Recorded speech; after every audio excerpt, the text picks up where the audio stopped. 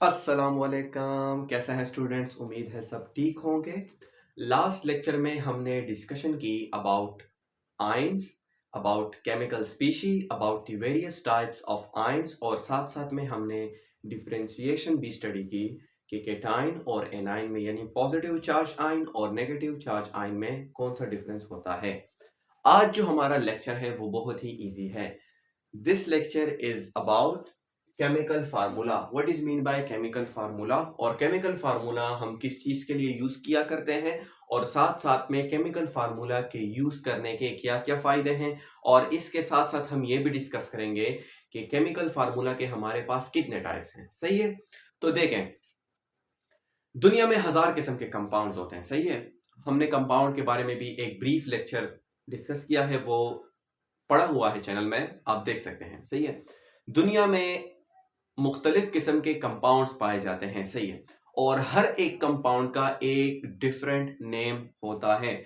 अब अगर मैं हर एक कंपाउंड का नेम लॉन्ग लॉन्ग वे में लिखूं, फॉर एग्जांपल मेरे पास एक कंपाउंड है जो कि बनता है सोडियम और क्लोरीन से। जब सोडियम और क्लोरीन मिल जाते हैं तो उसके रिजल्ट में एक कंपाउंड बनता है जिसका नाम होता है सोडियम क्लोराइड।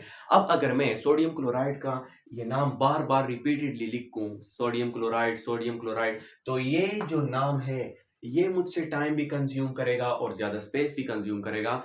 तो क्यों ना मैं इस कंपाउंड के लंबे नाम को एक ऐसे शॉर्ट वे में लिख लूं, शॉर्टकट वे में लिख लूं, या मैं बोल सकता हूं शॉर्टेस्ट वे में लिख लूं, जिससे हमें वक्त भी कम लगे इसको लिखने में और हम साथ में इस कंपाउंड को पहचान भी सकें। सही है, कि ये कौन से कंपाउंड के बारे में बात हो रही है, और साथ में हमें ये भी पता चले कि ये कंपाउंड कौन कौन से एलिमेंट से मिलकर बना है। और साथ में बातें सुने मेरी, सही है, सोना नहीं है, इधर देखें। सही है, और साथ में हमें ये भी पता चले कि ये कंपाउंड जो है ये कौन कौन से एलिमेंट से मिलकर बना है, और जिन भी एलिमेंट से ये मिलकर बना है उन एलिमेंट्स की तादाद कितनी है। सही है, तो केमिकल फार्मूला जो है ये बहुत ही सिंपल सा है। देख लें, इसकी मैंने डिफिनीशंस, दो डिफिनीशंस मैंने लिखी हुई है। ये बात हमेशा याद रखें कि केमिकल फार्मूला हम हमेशा लिखते हैं फॉर कंपाउंड। सही है, chemical formula is basically written for compound, या आप ऐसा भी बोल सकते हैं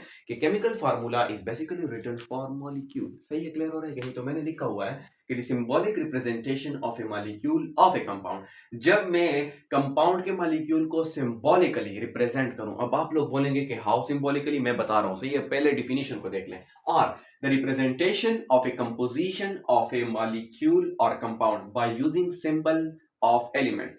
दूसरे डिफिनेशन को देखें। इस दूसरे डिफिनेशन में मैंने ये बात की हुई है कि मॉलिक्यूल और कंपाउंड किस चीज से मिलकर बने होते हैं? एलिमेंट से, और हर एक एलिमेंट का एक अपना सिंबल होता है। तो जब भी मैं किसी कंपाउंड की कंपोजिशन को रिप्रेजेंट करूं या किसी मॉलिक्यूल की कंपोजिशन को रिप्रेजेंट करूं, आपको पता है कि कंपाउंड और मॉलिक्यूल की जो कंपोजिशन होती है, कंपाउंड और मॉलिक्यूल की जो कंपोजिशन होती है वो क्या होती है? वो एलिमेंट्स होती है। यानी मुख्तलिफ एलिमेंट्स जब मिल जाते हैं तो उससे मिलकर कंपाउंड या मॉलिक्यूल बनता है। क्लियर हो रहा है कि नहीं? तो जब भी मैं किसी कंपाउंड या मॉलिक्यूल का केमिकल फार्मूला लिखूंगा तो मैं ये देखूंगा कि वो कंपाउंड कौन कौन से एलिमेंट से मिलकर बना है। पहला स्टेप ये हो गया। एक कंपाउंड है, आपको पता है कि कंपाउंड या मॉलिक्यूल मुख्तलिफ किस्म के एलिमेंट से मिलकर बनता है। फॉर एग्जांपल मेरे पास सोडियम क्लोराइड है। Sodium chloride is basically made up of sodium and chlorine. तो मैं पहले ये देख लूंगा उस कंपाउंड में कि वो कंपाउंड कौन कौन से एलिमेंट से मिलकर बना है। अब देखें, सोडियम क्लोराइड बेसिकली बना होता है सोडियम एंड क्लोरीन। उसके बाद आपको पता है कि पीरियोडिक टेबल में हर एक एलिमेंट का अपना एक सिंबल होता है। With the help of its symbol we can represent the element. तो इस कंपाउंड में मैं हर एक एलिमेंट का जो सिंबल होता है वो क्या कर लूंगा? मैं उस एलिमेंट को उसके सिंबल से रिप्रेजेंट कर लूंगा। और जब मैं उस कंपाउंड में हर एक एलिमेंट को उसका अपना सिंबल दे दूंगा, और साथ में मैं उस सिंबल के साथ उसकी नंबर भी लिख लूंगा। कि फॉर एग्जांपल मेरे पास एक कंपाउंड है वाटर। वाटर बेसिकली बना होता है हाइड्रोजन, हाइड्रोजन और वाटर से। अब देखें, मैंने हाइड्रोजन को भी उसके एलिमेंट से रिप्रेजेंट कर लिया इस कंपाउंड में, ऑक्सीजन को भी मैंने उसके एलिमेंट से रिप्रेजेंट कर लिया। क्लियर हो रहा है कि नहीं? सिंबल से मैं रिप्रेजेंट कर रहा हूं, और साथ में मैंने हाइड्रोजन के साथ उसकी अमाउंट भी लिख ली सबस्क्रिप्ट में। सही है, तो इस चीज को हम बोलते हैं केमिकल फार्मूला। यानी बहुत ही सिंपल सी बात है, जब भी आप किसी कंपाउंड को या किसी मॉलिक्यूल को रिप्रेजेंट करें शॉर्टेस्ट वे में with the help of the symbols of elements, किस चीज की मदद से आप रिप्रेजेंट करें, उस वो कंपाउंड जिन एलिमेंट से मिलकर बना है, आप हर एक एलिमेंट को अपने सिंबल से रिप्रेजेंट कर ले तो उस चीज से बन जाता है क्या, उसका केमिकल फार्मूला। अगर आप बोलें कि सर एक दो मिसाल दे दे, तो अगर मैं आपसे बोलूं कि what is the chemical formula of water, तो केमिकल फार्मूला ऑफ वाटर क्या होगा, H2O। What is mean by H2O, यानी इसका ये मतलब है कि दो हाइड्रोजन और एक ऑक्सीजन मिलकर वाटर बनाते हैं। अगर आप मुझसे पूछें कि what is the chemical formula of glucose, glucose is basically a compound, तो इसका क्या फार्मूला होगा, C6H12O6। इसका ये मतलब है कि जब ग्लूकोज में कार्बन 6, हाइड्रोजन 12 और ऑक्सीजन 6 मिल जाते हैं तो उससे बन जाता है क्या, ग्लूकोज। क्लियर हो रहा है कि नहीं। अब मैंने नीचे एग्जाम्पल दो दिए हुए हैं कि अगर फॉर एग्जाम्पल ये सोडियम क्लोराइड एक कंपाउंड है, अगर मैं इसको chemical formula in the form of chemical formula represent करूं तो मैं इसको कैसे रिप्रेजेंट करता हूं, सोडियम का सिंबल क्या है, Na। क्लोरीन, क्लोरीन यानी क्लोराइड, इसका जो सिंबल है वो क्या है, Cl। तो जब Na प्लस Cl मैंने कंबाइनली लिख लिए तो इससे मैंने रिप्रेजेंटेशन कर ली एक कंपाउंड की, कौन से मेथड से, शॉर्टेस्ट मेथड से। क्लियर हो रहा है। तो ये NaCl बेसिकली इस कंपाउंड का क्या है, केमिकल फार्मूला। अगर मैं ग्लूकोज की बात करूं, ग्लूकोज की, सही है, अगर मैं ग्लूकोज की बात करूं तो ग्लूकोज को मैं केमिकल फार्मूले की मदद से क्या कर सकता हूं, रिप्रेजेंट कर सकता हूं। ग्लूकोज का केमिकल फार्मूला क्या होगा, C6H12O6। इसका यह मतलब है कि ग्लूकोज बना होता है कार्बन से, हाइड्रोजन से, ऑक्सीजन से। क्लियर हो रहा है कि नहीं। तो अगर मैं कंपाउंड के हर एक एलिमेंट को सिंबॉलिकली रिप्रेजेंट कर लूं, उसके रिजल्ट में जो फार्मूला बनेगा, मैं बोलूंगा कि ये फार्मूला है किस चीज का, कंपाउंड का।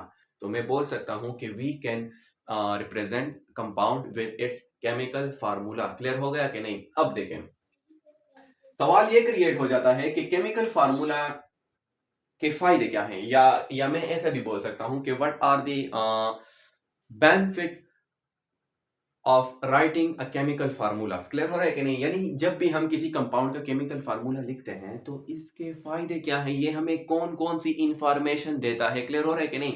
तो केमिकल फार्मूला हमें दो टाइप के इंफॉर्मेशन देता है अबाउट एनी कंपाउंड। दुनिया में आप किसी भी कंपाउंड का केमिकल फार्मूला लिख के वो आपको हमेशा टू टाइप ऑफ इंफॉर्मेशन देगा। कौन कौन से, पहला चीज ये आपको बताता है quality of atoms present in a compound. For example हम मिसाल ले लेते हैं वाटर की। वाटर, आपको पता है कि वाटर का केमिकल फार्मूला होता है H2O। अब देखिए मैं इसी को मिसाल लेकर चलता हूं, हम बेसिक से पढ़ रहे हैं, सही है। आप ये फार्मूला यानी ये मेथड आप किसी भी कंपाउंड पर दुनिया में अप्लाई कर सकते हैं। क्लियर हो रहा है कि नहीं। तो देखें यहां पर वाटर जो है, वाटर का केमिकल फार्मूला है H2O। अब देखें ये केमिकल फार्मूला हमें कौन कौन सी इंफॉर्मेशन दे रहे हैं। ये केमिकल फार्मूला हमें दो टाइप ऑफ इंफॉर्मेशन दे रहा है। पहला इंफॉर्मेशन ये हमें ये दे रहा है कि जो वाटर है ये कौन कौन से एलिमेंट से मिलकर बना है, यानी ये हमें क्वालिटी बता रहा है। What is mean by quality, quality का ये मतलब होता है कि ये जो वाटर है ये कौन कौन से, विच काइंड ऑफ एलिमेंट से मिलकर बना होता है। तो इसमें एक है हाइड्रोजन, इसमें है एक ऑक्सीजन।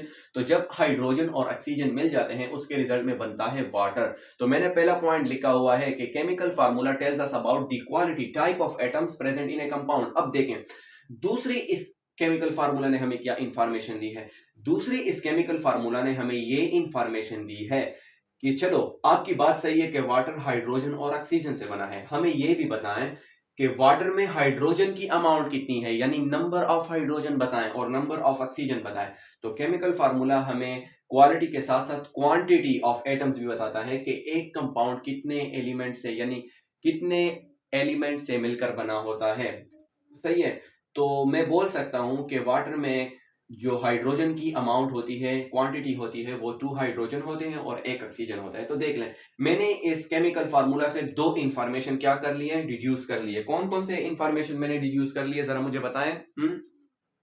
बोले केमिकल फार्मूला से मैंने एक ये इंफॉर्मेशन डिड्यूस कर ली कि ये जो कंपाउंड है ये कौन कौन से एलिमेंट से मिलकर बना है। दूसरी इंफॉर्मेशन जो मैंने इस केमिकल फार्मूला से डिड्यूस की वो ये थी कि चलो हाइड्रोजन और ऑक्सीजन से तो ये बना है, लेकिन हाइड्रोजन की अमाउंट कितनी है और ऑक्सीजन की अमाउंट कितनी है, केमिकल फार्मूला ने मुझे उसकी इंफॉर्मेशन भी दे दी। तो ये है केमिकल फार्मूला। अब देखें, केमिकल फार्मूला जो है इसके मुख्तलिफ किस्म के टाइप्स होते हैं। Chemical formula has two types, सही है। जब भी आप किसी कंपाउंड का केमिकल फार्मूला लिखे तो हम हर एक कंपाउंड के दो केमिकल फार्मूले लिख सकते हैं, सही है। अब ये जरूरी नहीं है कि हर एक कंपाउंड के दो ही फार्मूले लिख सकते हैं। आप लोग हो सकते हैं कुछ कंपाउंड का सिर्फ आप एम्पिरिकल फार्मूला लिख सकते हैं, कुछ कंपाउंड का आप मॉलिक्यूलर लिख सकते हैं। तो मैं बोल सकता हूं कि केमिकल फार्मूला जो है इसके कितने टाइप्स है, 2 टाइप्स हैं। एक टाइप को मैं बोलता हूं मॉलिक्यूलर फार्मूला, दूसरे का नाम होता है एम्पिरिकल फार्मूला, सही है। तो what is mean by empirical formula, what is mean by molecular formula, हम डिस्कस करते हैं।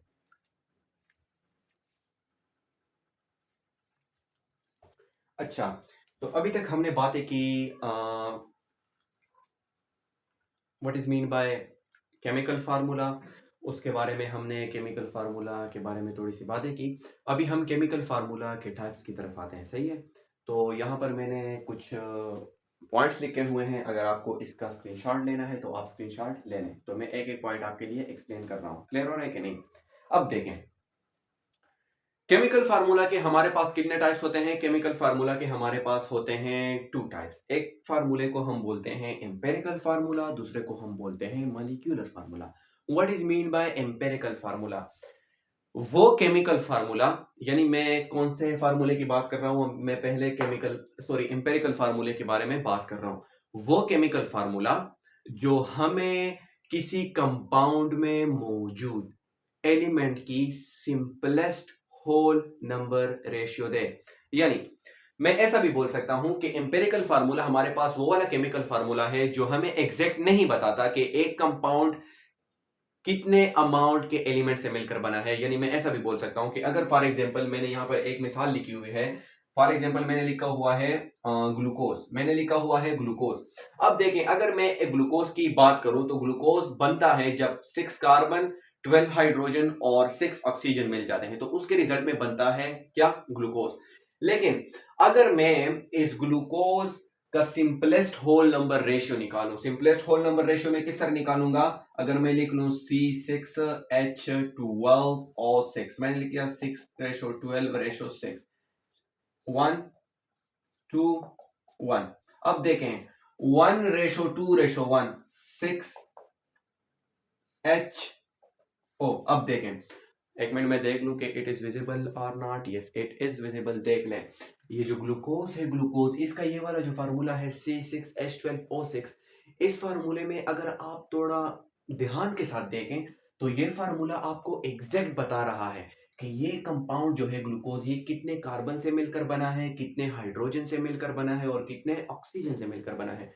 लेकिन जब मैंने इस ग्लूकोज के इस फार्मूले की क्या निकाल ली, रेशियो निकाल ली, सिंपलेस्ट होल नंबर रेशियो निकाल ली। क्लियर हो रहा है कि नहीं, जो कि I1:2:1, सही है। तो जब मैंने इसकी सिंपलेस्ट होल नंबर रेशियो निकाली तो ये वाला फार्मूला चेंज हो गया। कौन से फार्मूले में, इस फार्मूले में 1CH2O, यानी 1:2:1। अब देखें, इस फार्मूले और इस फार्मूले में क्या फर्क है। ये वाला जो ग्लूकोज का फार्मूला है ये आपको किसी भी कंपाउंड का क्या बता रहा है, सिंपलेस्ट होल नंबर रेशियो बता रहा है। यानी इस फार्मूले में आपको एटम्स की एग्जैक्ट रेशियो नहीं बताई गई। लेकिन अगर मैं इस फार्मूले में देख लूं ग्लूकोज के C6H12O6, तो इस फार्मूले में आपको हर एक एलिमेंट की एग्जैक्ट रेशियो बताई गई है कि ये एलिमेंट कितने अमाउंट में मौजूद है, ये वाला एलिमेंट कितने अमाउंट में मौजूद है। तो मैं बोल सकता हूं कि जो एम्पेरिकल फार्मूला होता है ये बेसिकली सिंपलेस्ट फार्मूला होता है। किसी भी कंपाउंड का सिंपलेस्ट फार्मूला जो होता है उसको हम बोलते हैं एम्पेरिकल फार्मूला। तो देख ले, मैंने कौन सा पहला पॉइंट लिखा हुआ है कि empirical formula it shows the simplest whole number ratio of elements present in a compound. यानी ये किसी भी कंपाउंड में मौजूद एलिमेंट्स की तादाद तो बताता है, लेकिन कौन सी तादाद बताता है, एक्चुअल तादाद एलिमेंट्स की नहीं बताता, उन एलिमेंट्स की सिंपलेस्ट रेशियो बताता है। क्लियर हो रहा है कि नहीं, सिंपलेस्ट रेशियो बता रहे हैं। और अगर मैं मॉलिक्यूलर फार्मूले की बात करूं तो मॉलिक्यूलर फार्मूला जो होता है ये बेसिकली आपको किसी भी कंपाउंड में मौजूद एलिमेंट्स या एटम्स की एक्चुअल अमाउंट बताता है, एक्चुअल तादाद बताता है। कि अगर फॉर एग्जांपल मैंने एक मिसाल लिया ग्लूकोज 6 कार्बन 12 हाइड्रोजन और 6 ऑक्सीजन से मिलकर बना होता है। अब देखें, इस फार्मूले में आपको एग्जैक्ट बताया गया है कि ग्लूकोज कितने कार्बन से मिलकर बनता है, कितने हाइड्रोजन से और कितने ऑक्सीजन से। लेकिन अगर मैं इस फार्मूले में देख लूं तो इस फार्मूले में आपको एग्जैक्ट नहीं बताया गया कि ग्लूकोज में कार्बन कितने हैं, हाइड्रोजन कितने हैं, ऑक्सीजन कितने हैं। तो मैं बोल सकता हूं कि मॉलिक्यूलर फार्मूला जो होता है ये बेसिकली आपको actual number of atoms, elements बताता है जो किसी कंपाउंड में मौजूद होते हैं। दूसरा पॉइंट देख लें, अगर एम्पेरिकल फार्मूला आपको एक्चुअल अमाउंट नहीं बताता, यानी एक्चुअल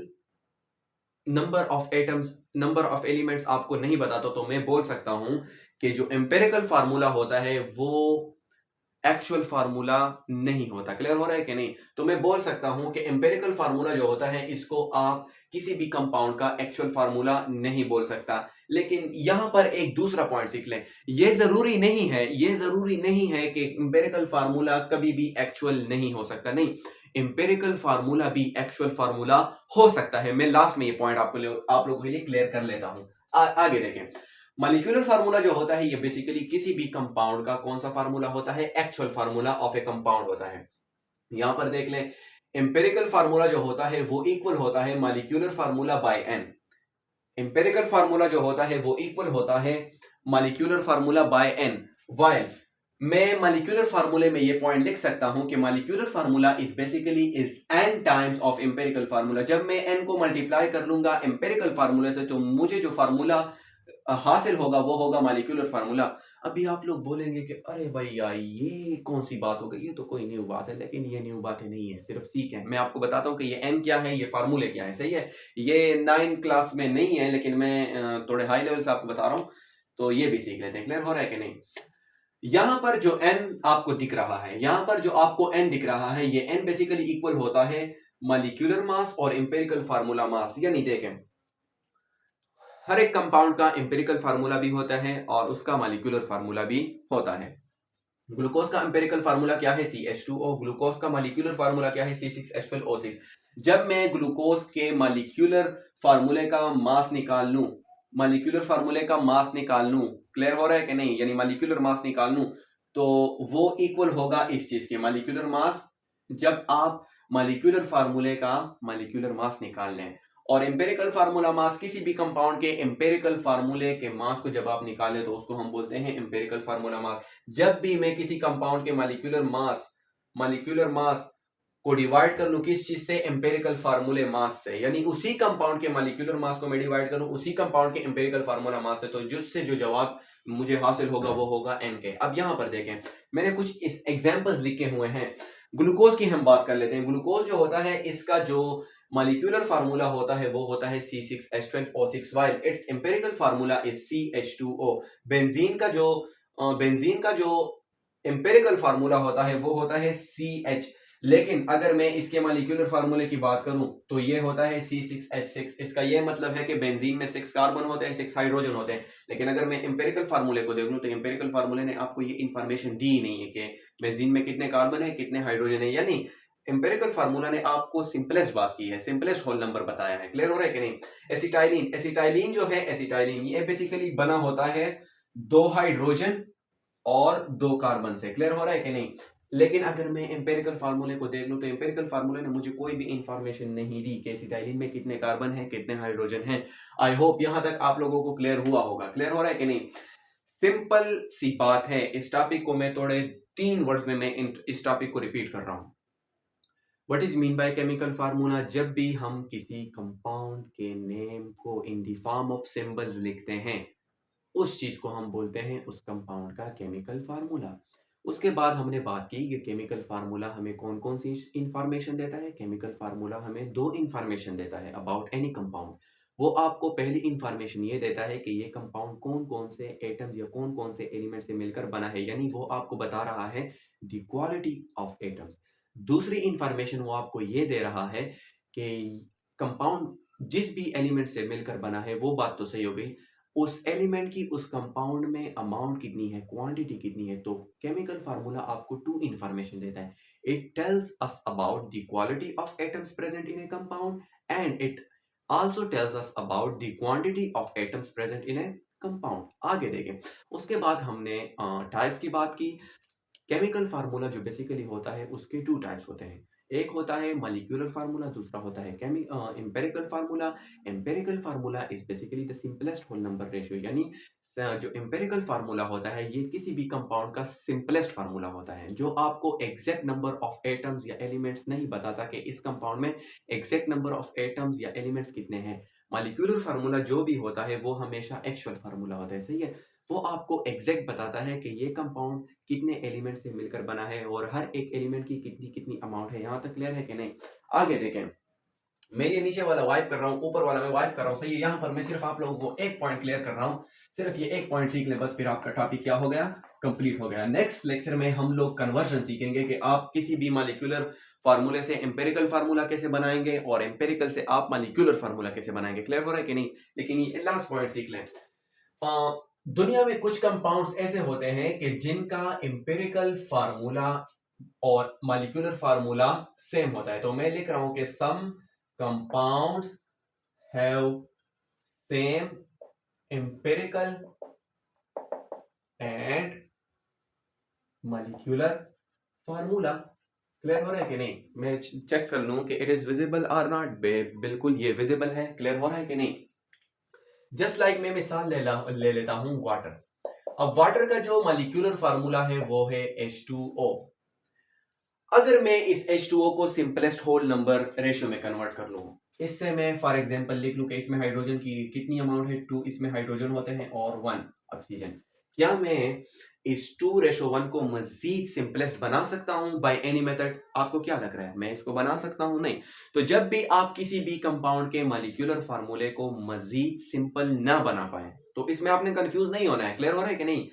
जब भी आप किसी कंपाउंड के मॉलिक्यूलर फार्मूले को मजीद सिंपलेस्ट रेशियो में तब्दील ना कर पाए, तो इसका यह मतलब है कि उस कंपाउंड का जो एम्पिरिकल फार्मूला होगा वो भी वही होगा जो उसका मॉलिक्यूलर फार्मूला है। तो देख लें, इस वाटर के मॉलिक्यूलर फार्मूले को आप मजीद सिंपलेस्ट बना सकते हैं। 2:1 से मजीद मैं नीचे जा सकता हूं? बिल्कुल नहीं। तो मैं बोल सकता हूं कि H2O का जो मॉलिक्यूलर फार्मूला होगा वो इक्वल होगा उसके एम्पिरिकल फार्मूला से। दूसरी मिसाल ले लें, दूसरी मिसाल आप साल्ट की ले लें, NaCl। अगर मैं इसका रेशो निकालूं, सोडियम कितने हैं 1, क्लोरीन कितने हैं 1, यानी सोडियम और क्लोरीन 1:1 से मिले हैं। क्या मैं इस 1:1 को मजीद सिंपलेस्ट बना सकता हूं? आपको क्या लग रहा है, मैं बस बना सकता हूं कि नहीं? नहीं बना सकता। तो मैं बोल सकता हूं कि NaCl का मॉलिक्यूलर और एम्पिरिकल फार्मूला सेम होगा। तो इस बात में आपने कंफ्यूज नहीं होना है। क्लियर हो रहा है कि नहीं? कुछ कंपाउंड्स ऐसे होते हैं कि उनका मॉलिक्यूलर और एम्पिरिकल फार्मूला सेम होता है, तो आपने इसमें ऐसा नहीं बोलना है कि नहीं ये तो हम गलत है। नहीं, आप गलत नहीं होते। क्लियर हो रहा है कि नहीं? आपने पहले चेक करना है कि आप मॉलिक्यूलर फार्मूले को मजीद सिंपलेस्ट बना सकते हैं कि नहीं। जिस तरह हमने एक यहाँ पर एक मिसाल लिखी थी ग्लूकोज की, C6H12O6। अब इसको मैं सिंपलेस्ट बना सकता हूँ। कैसे? कार्बन कितने हैं 6, हाइड्रोजन कितने हैं 12, ऑक्सीजन कितने हैं 6, 1 1 6 6, मतलब मैं बोल सकता हूँ कि 6 पर पूरे सब इस पूरे फैक्टर को मैं 6 पर डिवाइड कर रहा हूँ। ये 1 हो जाएगा, ये 2 हो जाएगा, ये 1 हो जाएगा। अब 1:2:1 basically simplest whole number ratio हो गई ग्लूकोज की। तो मैं बोल सकता हूँ कि वो मॉलिक्यूलर फार्मूला जिसको मैं मजीद सिंपल बना सकता हूं तो उसका एम्पिरिकल फार्मूला बन सकता है। लेकिन वो मॉलिक्यूलर फार्मूला जिसको आप मजीद सिंपल ना बना पाए तो उसका एम्पिरिकल और मॉलिक्यूलर फार्मूला सेम होगा। आई होप यहाँ तक क्लियर हुआ होगा। बहुत लेट टाइम है इसलिए मैं वो ऊंचा ऊंचा बोल नहीं सकता। क्लियर हो रहा है कि नहीं? तो आई होप यहाँ तक क्लियर हुआ होगा। यहाँ तक किसी स्टूडेंट्स को भी कोई सवाल हो तो आप पूछ सकते हैं और काइंडली हर वीडियो पर लाइक दिया करें। क्लियर हो रहा है कि नहीं? ताकि इससे मुझे कॉन्फिडेंस मिलता है, सही है। क्योंकि जब तक आप मुझे लाइक नहीं देंगे तो मुझे कैसे पता चलेगा कि मैं जो लेक्चर दे रहा हूँ उसकी आपको समझ आ रही है कि नहीं। Okay, thank you very much. इसके बाद हम जो लेक्चर करेंगे वो शॉर्ट लेक्चर होगा अबाउट न्यूमेरिकल। उस लेक्चर में हम ये मालूम करेंगे कि आप एम्पेरिकल फार्मूले को मॉलिक्यूलर में कैसे कन्वर्ट करेंगे और मॉलिक्यूलर को एम्पेरिकल में कैसे कन्वर्ट करेंगे। Thank you, stay blessed.